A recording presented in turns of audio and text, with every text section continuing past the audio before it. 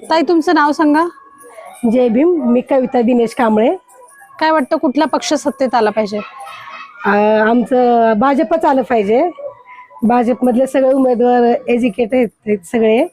त्यांनीच निवडून आलं पाहिजे. आणि आपलं जे समस्या आहेत जे आपले झोपडपट्टीच्या त्यांनी पूर्ण करतील ते पुढं महापालिकेमध्ये जाऊन.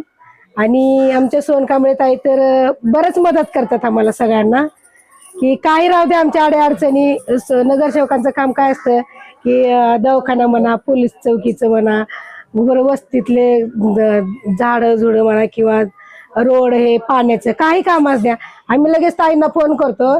सोन कांबळे ताई आता सत्यात नव्हत्या तरी त्यांनी एवढं काम केलं त्यांचं काम की काही राहू दे आम्ही फोन केले की त्या रात्री त्याने उठून फोन करून दवाखान्याचं कुणाला जर बेड नाही भेटला एसीचं काम लागलं तर त्यांनी लगेच फोन करून ते अरेंजमेंट करणार ह्याचे बेडची.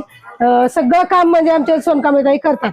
आणि हे 4 उमेदवार आहेत ते 4ही उमेदवार पण हुशारच आहेत. आणि त्यांनी यावं आणि आमचं झोपडपट्टीचं पुनर्वसन करावं हे आमचं सगळ्यांचं मान आहे की 300 स्क्वेअर फूट असं म्हणतात पण आम्हाला 500 स्क्वेअर फूट आणि डबल ज्यांच्या घरात 2 मुलं आहेत त्यांना असं डबल घर भेटावं.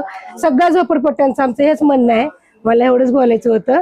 पण आमचे हे 4 कमळ आले पाहिजेत आणि आमची सत्ता झाली पाहिजे एवढंच बोलायचं होतं. जय भीम.